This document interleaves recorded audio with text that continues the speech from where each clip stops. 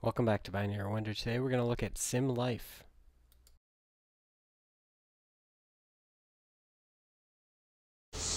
Alright guys, in a previous video where I showed you Windows 3.1, you saw a game called SimLife that was installed. I thought I would take a moment to look and go through this with you. So SimLife is obviously made by The Sims, so very similar to SimCity and other games along that line.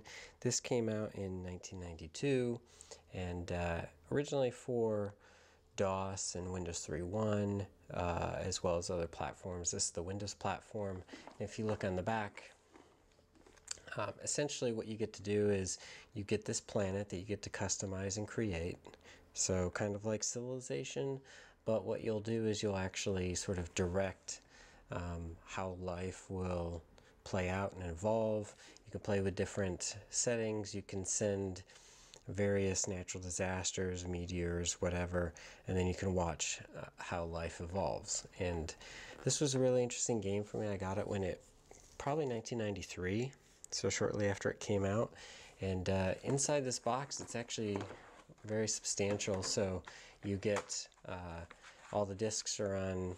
All the discs are 3.5-inch floppies, and you get this amazingly thick manual, which talks about the simulation in depth, about what you can do, how to change various attributes associated with the plants or the environment, etc. It's extremely involved. You've got a keyboard shortcut manual and quick install guide. You've got this SimLife lab book. So I guess what you can do is you can run experiments, try different things, and capture the results. And then there's some other sort of goodies from Maxis, but wanted to show you SimLife, and I'll show it to you on Microsoft Windows. I briefly showed it before, and I think you'll enjoy it. It's a pretty powerful simulation, as you would expect from Maxis and other sim games. So let's take a look. So here's SimLife again. So if we open it up, you've seen this from the previous video, at least initially. You've got this sort of splash screen, 1992, some nice Sound Blaster music, and you get this sort of view. You can sort of see some interesting ideas here. You've got this sort of tree structure. I guess that's supposed to denote some sort of evolutionary process. We'll just go ahead with experimental mode. We'll play the scenario. You have some ability to construct. We'll make a small world, make it so. You can see it's sort of rendering the world in different layers. And since I'm running this on a 46 DX266, it renders very quickly. So you've got this sort of map mode where you can see the world sort of at large, and there's not much here. So what we'll do is we'll go ahead and populate civilization. So it's funny, when you look at this, let's change the speed to ultra. When you look at this, you've got a disasters menu, and civilization is one of the disasters. So you've got sort of a time frame here. You can see that people are bulldozing, they're leaving pollution, they're building structures, they're sort of modifying the environment. And if we sort of look at this from a global view, you can kind of see the activity going on in the scope of this box. And then we can do other things like, let's send a comet. You can see all the structure here has changed, essentially causing a nuclear winter. But you can see all the structure over here has changed. And of course, crazy humans are still going. And the idea is not about humanity or any disaster. The idea is about sort of cultivating life in general. So what you would do is you would create sort of different species. You would give them an opportunity to evolve on this planet, on a planetary global scale. And of course, this is what happens when you do things live. The application completely crashes. So memory fault. So that was nice. So let's. This is what happens. You run stuff on original hardware, and this sort of highlights Windows in general. So Windows, in this version of Windows, was just running on top of an operating system, which is DOS. DOS does not have great memory protection, and what you saw there was an effect. It's funny, in a Windows 10 world, we don't really think about sort of memory fault protection, but if you think about sort of the memory location in Windows 3.1, which was sort of built on DOS, it's basically available. So this program was no doubt written in C++,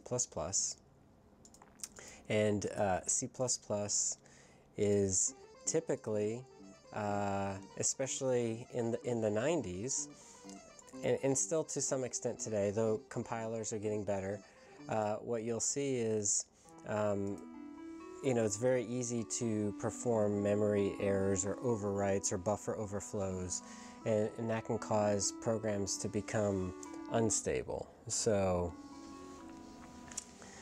that's likely what just happened there. But when you run things on original hardware, in original software, you forget sometimes the instability associated with these programs. We have nostalgia for DOS, and we have nostalgia for Windows, especially anything pre-Windows 95. And Windows XP in particular got really good, actually. Windows XP going forward, Windows 2000, Windows XP going forward, were actually very, very extremely stable platforms. Prior to that, kind of all bets were off, and I can remember times with Windows 98, there were these applications you can run, and all you had to do was get the IP address of another Windows 98 machine, whether it was your friends on the internet, and you can basically ping them to death, and their machine will freeze and they'll go offline.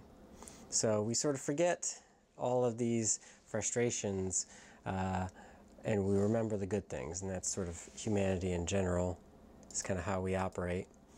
But yeah, this is SimLife. So you can see that life has taken hold, but not in a good way. So we have houses and pollution and just bad things from this bulldozer characterization of humanity. Not the good things of humanity, but sort of the globally impactful things of humans. But SimLife is a simulation about life, sort of all forms of life, and in this view they sort of take a negative view of human activity from like a global or a sort of species-wide behavior, but it's a cool little simulator and very powerful, and there are many levers that you can play with and turn and switch and sort of see what happens. You can sort of launch all kinds of different disasters. Let's try another disaster. How about a fire? Some of these, it's kind of hard to see. Okay, there's the comet. That was rather big. Let's go ahead and do another comet and see if maybe with the right comet combinations we can wipe out the humans and make room. So they're pretty much obliterated from that area. Whoops. Sure, why not? Let's do that too. Kind of wish the comet disaster had a shortcut key.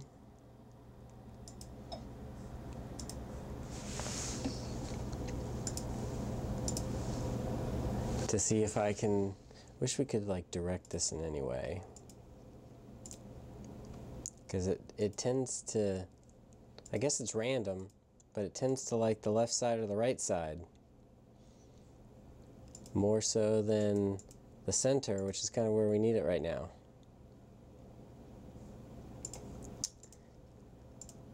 Anyway, that is SimLife. Hope you enjoyed it, and if you get a chance to check it out, play it, highly recommend it. It's very interesting. If you just like sim games in general, it's a good thing to play. So, take care, guys.